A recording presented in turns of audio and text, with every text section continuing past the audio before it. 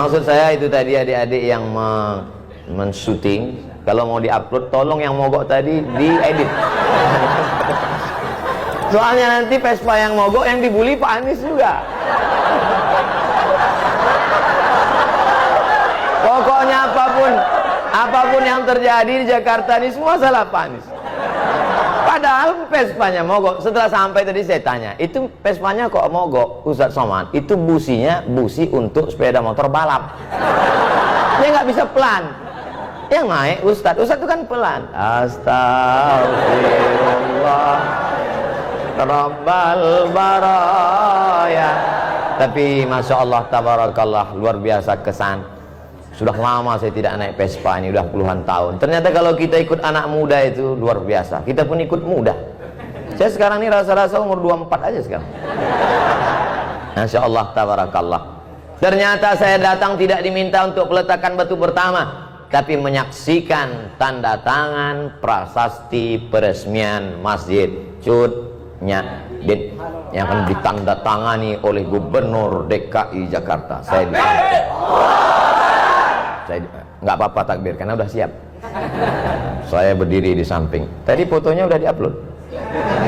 Alhamdulillah. Pak Gubernur, Pak Komjen Pol, saya di samping. Yang lain-lain saya udah nggak lihat lagi. Kenapa masjid ini begitu hebat? Padahal kalau dilihat bangunannya biasa aja, sempit, panasnya luar biasa. Tapi kenapa orang-orang hebat ini bisa datang kemari? Apa ceritanya? Saya di mana-mana ceramah itu tidak, saya selalu apa yang ada di mulut saya sih. Saya penceramah yang tidak pandai sindir menyindir itu tidak. Bukan maksud saya AC ada semua, ada lengkap. Coba lihat 16 derajat Celcius. Cuman memang ini masjid sudah, kalau bahasa Melayunya, over capacity. Ini kita ini kalau menurut WHO, World Health Organization, ini sudah di luar ambang batas kewajaran. Ini kita sedang berebut-rebut oksigen ini sekarang. Ternyata masjid ini dari namanya luar biasa. Bapak Ibu, saya di rumah ada menyimpan 10 pucuk rencong. Mulai dari besi kuningan sampai yang besi berkarat, sampai besi putih, sampai dari batu giok Aceh, yang terakhir dapat saya rencong dari emas. Setiap saya pakai itu selalu saya pegang, takut jatuh. Ada di rumah. Saya bangga punya rencong, saya pajang di lemari. Terakhir saya dapat berita, ternyata apa kata orang Aceh, rencong itu senjata perempuan.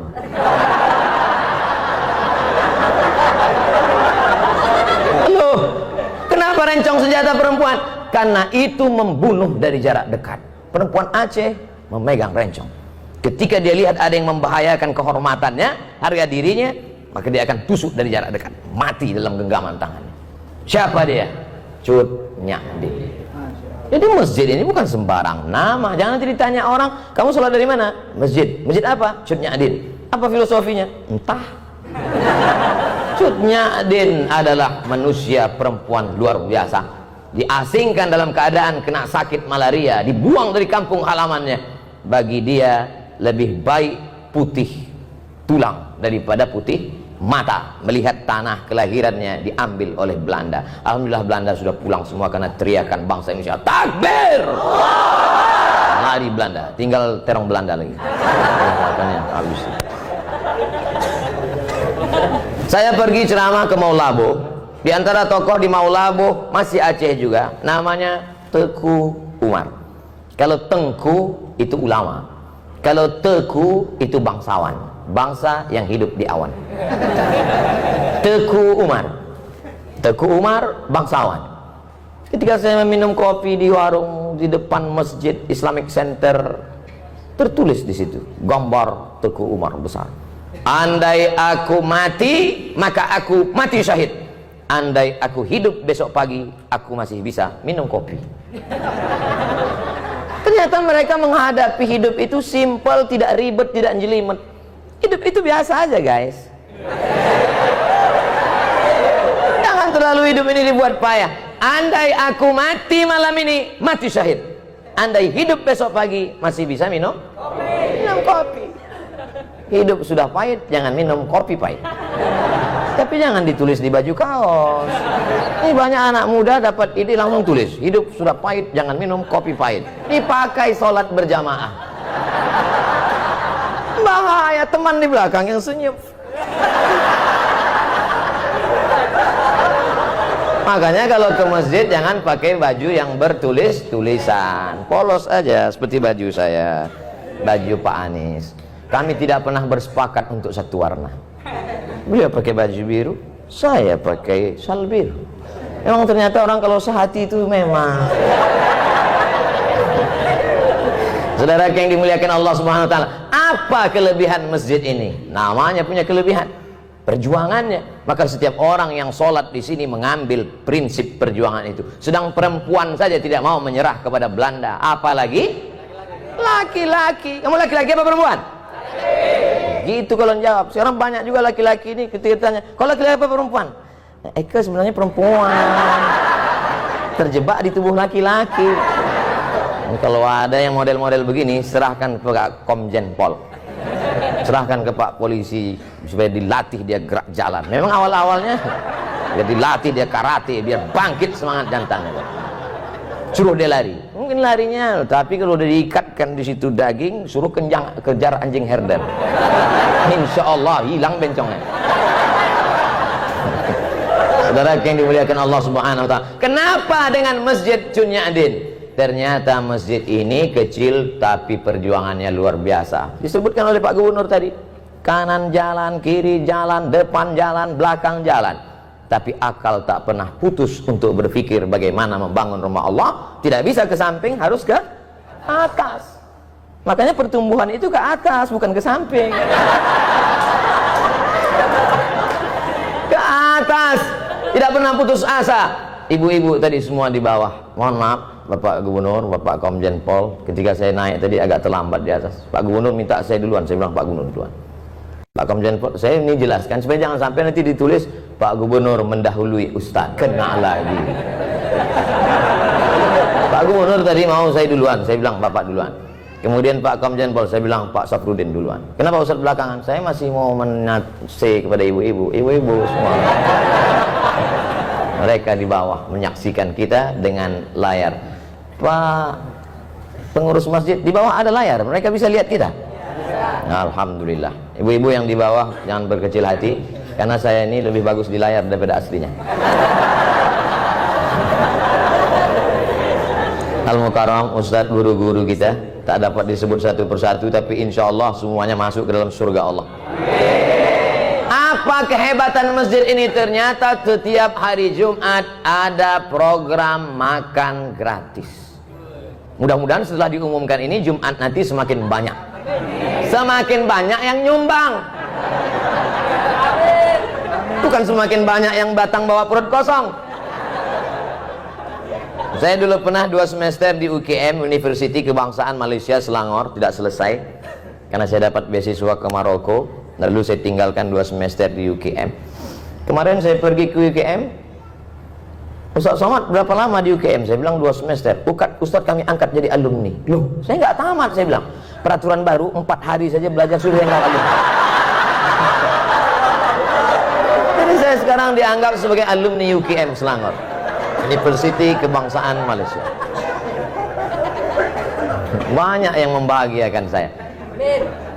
Apa yang mau saya ceritakan tadi? Di masjid UKM itu setiap hari Jumat, dulu waktu kami kuliah, saya paling cepat datang ke masjid. Kenapa? Karena kalau kita datang zuhur jam 12.30 baru azan, jam 12 itu ada semangka, ada pisang.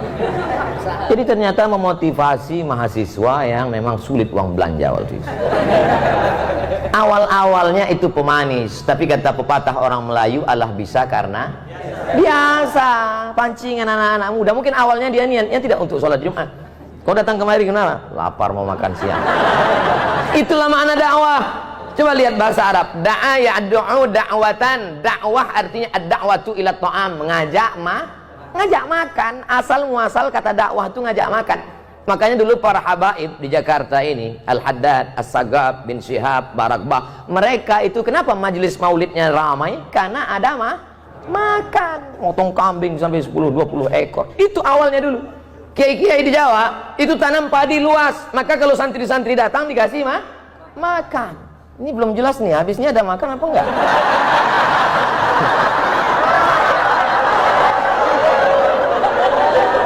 Makanya dakwah itu lembut. Gimana kalau ngundang orang makan? Lembut kan? Bapak, nanti silakan datang ke rumah ya, insya Allah ada makan. Dan setelah sampai ada makanan terhidang, nyuruhnya juga lembut. Silakan makan, lembut kan? Kira-kira ada nggak orang nyuruh makan? Mana ada? Itulah asal muasal dakwah. Jadi dakwah dalam Islam itu, apa kata Nabi? Maukah kamu aku tunjukkan suatu amal, kalau kamu lakukan kamu akan berkasih sayang. Apa dia? Afsus salam, tebarkan salam. Tebarkan salam dengan baik. Saya tadi di masjid ini sedang diajarkan betapa hebatnya Allah Subhanahu wa taala. Ada gubernur, ada DPRD, ada Bapak Komjen Pol, ada polisi, ada tokoh masyarakat. Mereka semua hebat-hebat, tapi tidak satu pun berhasil menggeser waktu sholat walaupun kurang 9 menit lagi. Apa kata pengurus? Menjelang azan maghrib, mari kita bersolawat. Salatullah, tengok belum juga. Salamullah, belum juga. Betapa agama tidak bisa diamandemen. Apa maksud Ustadz sebenarnya? Ya salam nggak bisa diganti.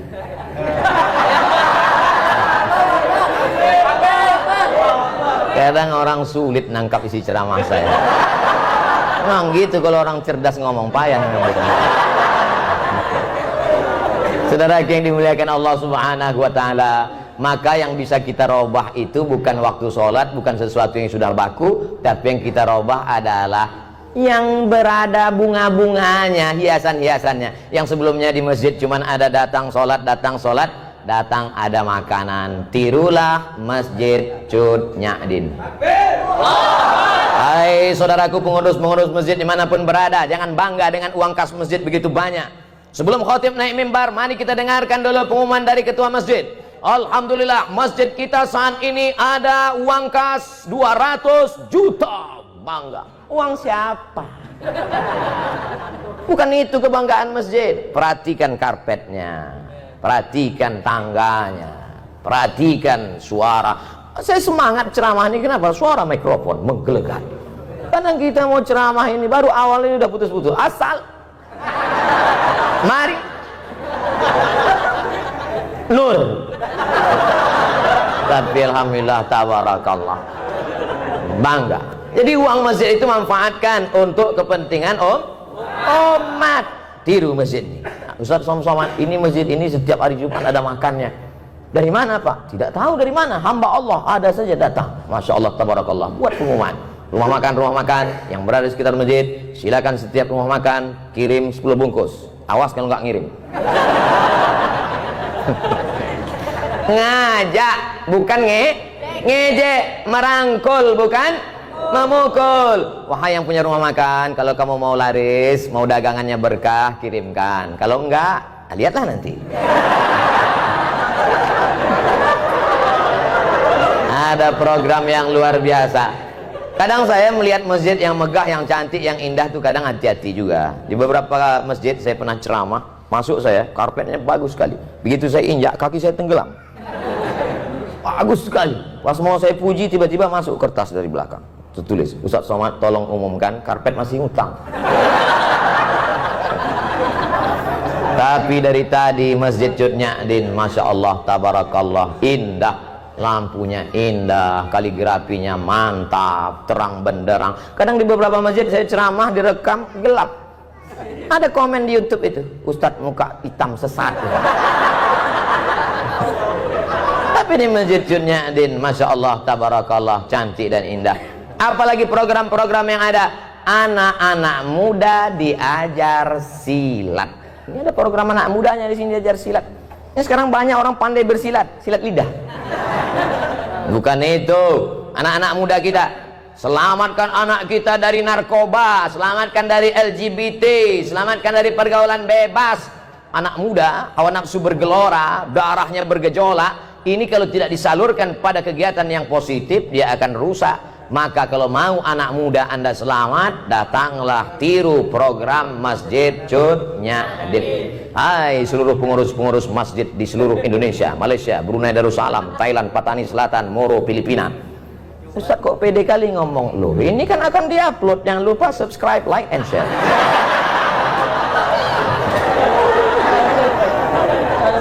Mereka yang bingung gimana masjidnya. Mohon maaf, kita kadang berkecil hati di sebagian masjid itu. Maaf, beribu maaf, ini tidak ada terjadi di Jakarta. Adapun di Jakarta, Pak Wakil Ketua DMI tadi sudah ngasih tahu, masjid di Jakarta sholat subuhnya sudah seperti sholat Jumat. Kalau sudah sholat subuh seperti sholat Jumat, tak lama lagi Palestina akan merdeka.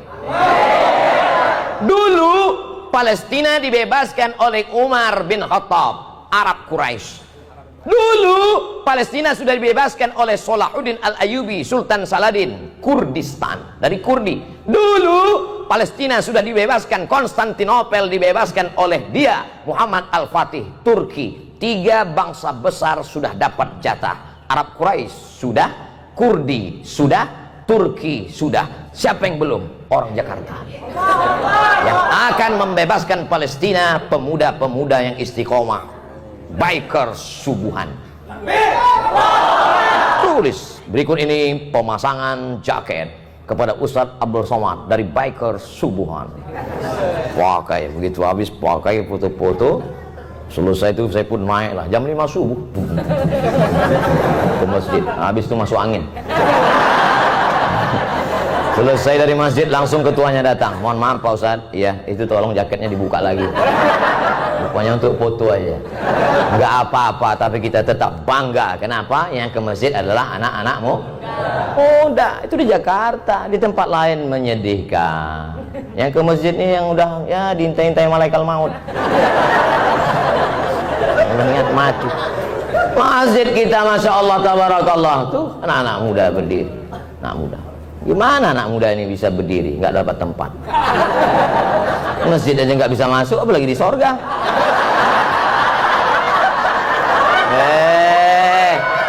Ustadz Somad jangan sombong ya. Justru orang yang sombong itu yang tidak akan masuk surga. Betul? Loh, banyak yang la yadkhulul jannah, tak masuk surga man kana fi qalbihi, siapa yang dalam hatinya mithqala habbatin min khardalin min kibrin, ada sombong sebesar biji sawi. Saya akan menyampaikan ini tepat pada 7.20. Setelah itu saya mohon izin. Loh, Ustadz yang ngajak orang sholat berjamaah, apa nggak sholat isya? Saya sudah jamak takdim. Ini perlu saya jelaskan, jangan nanti jadi fitnah. Ustadz Somad diajak oleh gubernur nggak sholat isya berjamaah. Pak Gubernur lagi yang kena.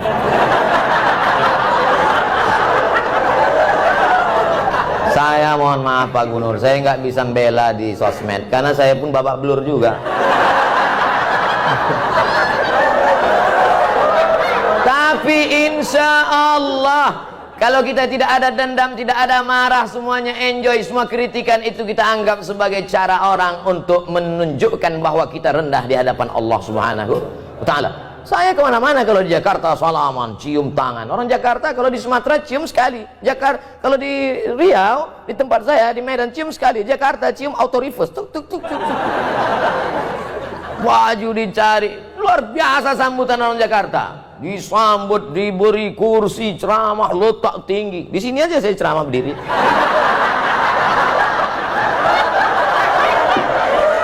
Biasa.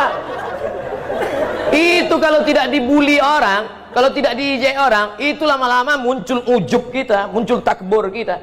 Dipanggil Al-Mukarram, Al-Ustadz, Sahibul Fadilah, Profesor, Doktor, Abdul Somad, LCM. Lobang hidung hampir sebesar terowongan Mina. Tapi begitu kita dibully, diejek orang baru sadar. Di situ dia panggil aja, Somad, Tomat, kurus kering krempeng gitu. Dulu awal-awalnya saya termasuk orang emosi juga. Begitu dia bully sekali, saya lapor ke Polda. Lapor Polda panggil. Saya datang 2 kali, saya datang ke kejaksaan. Udah saya duduk, mana dia Pak yang bully saya kemarin? Mencret. Sejak itu saya nggak mau lapor lagi. Ternyata yang di internet bully itu pengecut semua. Pernah jumpa saya di parkiran mobil. Saya kalau di Riau nggak pernah pakai pengawal, nggak ada pakai, saya nyetir sendiri. Ketemu saya itu yang ngejek, saya kejar, pantang-panting lari. Oleh sebab itu maka Allah membela. Saya tidak pernah menyusun skenario harus begitu, harus begini. Enggak, saya belajar aja. Belajar saya ke Sudan, habis itu nulis disertasi. Sidang saya 24 Desember diumumkan oleh Profesor Dr. Umar Al-Ma'ruf Ali dengan ini. Setelah menyidangkan disertasi setebal 637 halaman, maka anak Indonesia ini melayak dapat gelar PhD, Doctor of Philosophy, dengan gelar Doctor of Philosophy Mumtaz Cum Laude gitu. Selesai bulan Desember. Bulan Januarinya terbang saya ke Brunei Darussalam, diumumkan oleh Rektor Unnisa dengan ini melantik Profesor Dr. Abdul Somad HMA sebagai visiting professor pada Faculty of Usuluddin University Islam Sultan Syarif Ali Brunei Darussalam. Selesai, habis, itu aja kok repot. Oleh sebab itu saudara yang dimuliakan Allah SWT, jangan pernah berharap kepada manusia, jangan pernah bersandar kepada manusia, bersandarlah kepada Allah. Apa pernah saya membalas caci maki sumpah serapah di YouTube, di Instagram? Ada? Nggak ada, orang saya nggak baca.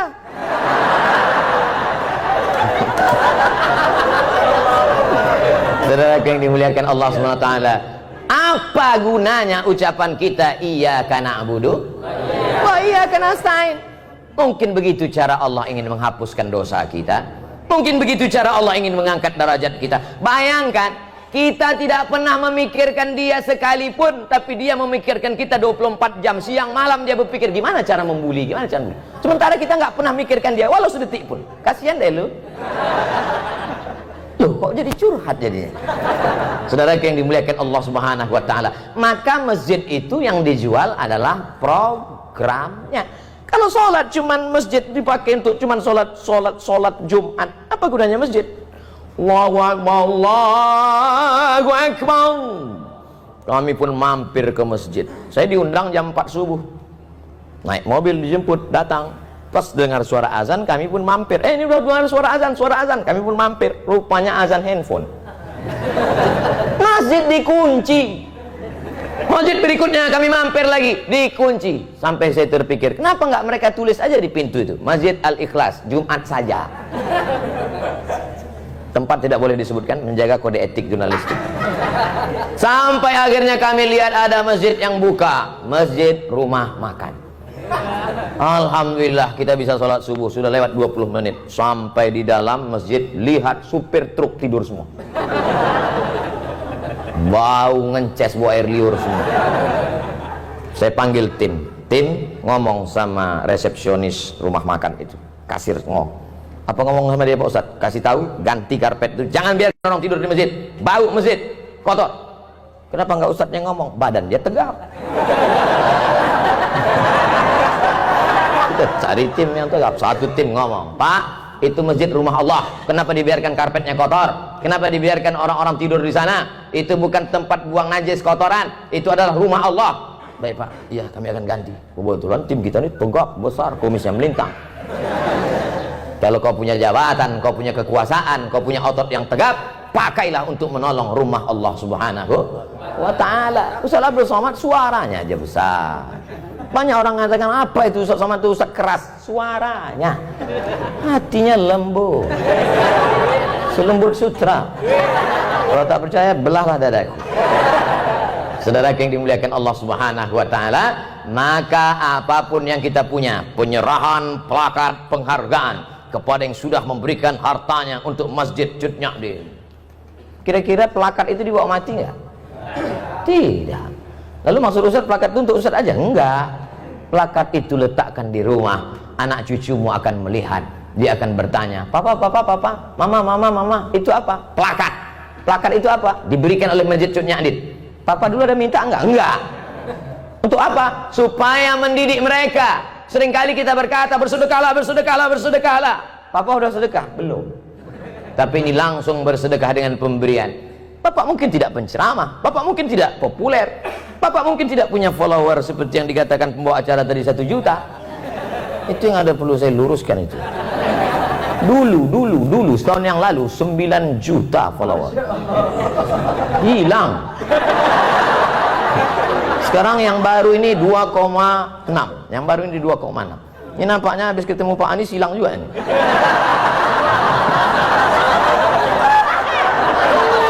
Lagi yang dimuliakan Allah SWT. Makanya harus follow. Udah follow atau belum? Artinya apa? Bahwa pendidikan itu bukan hanya ucapan kata-kata yang diuntai begitu indah, tapi langsung action. Jangan sampai NATO, no action, talking only. Sesuatu ada actionnya. Alhamdulillah, masjid cantik, kaligrafinya, masya Allah, tabarakallah. Setiap orang masuk kemari pasti semuanya berdecak kagum melihat lampunya, macam lihat kucing. Wabtaghi fima atakallahu ad-daral akhirah. Carilah persiapanmu untuk akhirat. Salat tahajud semalam suntuk, silakan. Mau berinfak, berzakat, bersedekah, habis harta, silakan. Wala tansa nasibaka minad dunya. Jangan lupa hidupmu di dunia. Saya tidak mau setelah peresmian masjid ini semuanya di masjid. Sedikit. Bapak nggak cari nafkah akhirat. Istrinya ngutang di warung. Wabtaghi fima atakallahu darul akhirah. Cari persiapan untuk negeri akhirat. Silakan tahajud sepanjang malam. Wala tansa nasibaka minat dunia. Ini untuk membantu bapak-bapak. Mana tahu nanti anaknya nanya, Bapak, ini apa bacaannya? Kemarin udah dibacakan sama. Ntar kita cari videonya.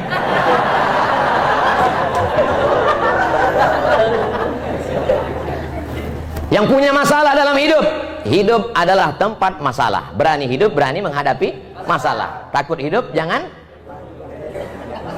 Wa may yattaqillaha yaj'al lahu makhraja.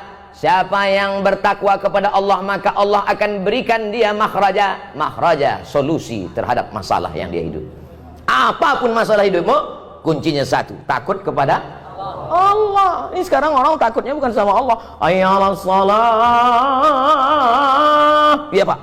Kalau atasannya yang manggil, ya Pak, sebentar Pak. Oke Pak, iya Pak. Datang jam 7 ya, 6.30 sudah duduk. Tapi kalau panggilan Allah, hayyalas salat, tetap. Ente enggak ke masjid? Waktu panjang, brother. Padahal panggilan inilah yang akan menyelamatkan engkau dari azab kubur. Betul? Panggilan inilah yang melapangkan alam barzahmu. Maka sebelum salam kau katakan, Allahumma inni a'udzubika min azabi jahannam, wa min azabil qabri, wa min fitnatil mahya wal mamat, wa min syarri fitnatil masihid Dajjal. Itu yang menyelamatkan engkau di hadapan Allah. Inna awwala ma yuhasabu bihil 'abdu yaumal qiyamah. Yang pertama kali dihisab, dihitung, dikira pada hari kiamat nanti salatuhu. Malaikat tidak akan tanya, dulu kau sempat jadi kepala dinas, kepala badan, kepala kantor. Malaikat tidak akan tanya, kau dulu PNS apa non PNS? Apa honorer yang nggak diangkat-angkat? Yang akan ditanya adalah salat. Al-akhillah. Semua orang yang berteman, berkawan, bersahabat di dunia, ba'dhum li ba'dhin adu. Mereka akan menjadi musuh di akhirat. Gara-gara kamu nggak sholat. Gara-gara kamu aku nggak sholat. Kenapa? Gara-gara kamu aku pakai narkoba. Kamu salah juga. Kenapa mau aku ajak? Gratis sih. Tapi orang bertakwa illal muttaqun. Orang bertakwa akan saling memuji, puji, memuji. Gara-gara bapak saya tahu masjid itu cantik dan indah. Gara-gara Pak Umar saya datang ke masjid Cudnyadin. Kalau tidak maka mungkin sampai mati saya tak akan mampir ke masjid ini. Jazakumullahu khairal jaza. Nanti bapak ibu kalau sudah melihat nanti di surga, masuk ke dalam surga, sudah ketemu dengan Pak Gubernur Anies Baswedan PhD, sudah ketemu dengan Bapak Komjen Pol, sudah ketemu dengan Bapak Zen Bajeber. Loh, Ustaz Somad di mana? Jangan heran, saya bukan terlambat, tapi saya sudah duduk di VVIP. Nampaknya ada yang nggak ikhlas. Yang nyuruh doa gitu Nabi. Apa kata Nabi? Idza sa'altumullaha fas'aluhul firdaus. Kalau minta surga, mintalah surga Jannatul Firdaus. Tapi nggak semua orang pede minta Jannatul Firdaus. Ada juga orang ketika minta Ilahi lastulil firdausi ahla. Dia tidak minta Jannatul Firdaus, malah dia ngomong, aku nggak layak masuk Jannatul Firdaus ya Allah. Ilahi, ya Allah, lastu, aku tak layak lil firdaus, bagi surga Jannatul Firdaus ahla, aku tak layak masuk surga. Jadi kau nggak mau masuk surga, kalau gitu masuk neraka ya. Wala aqwa ala naril jahimi. Kalau gitu kamu masuk neraka. Aku pun nggak kuat masuk neraka. Jadi gimana? Mau masuk surga katanya nggak layak. Mau masuk neraka katanya nggak kuat. Jadi gimana malaikat? Udahlah masukkan aja di kaki-kaki limanya, nggak apa. Nah, itulah yang dari sekarang udah kelihatan yang di emperan-emperan masjid. Itu insya Allah masuk juga.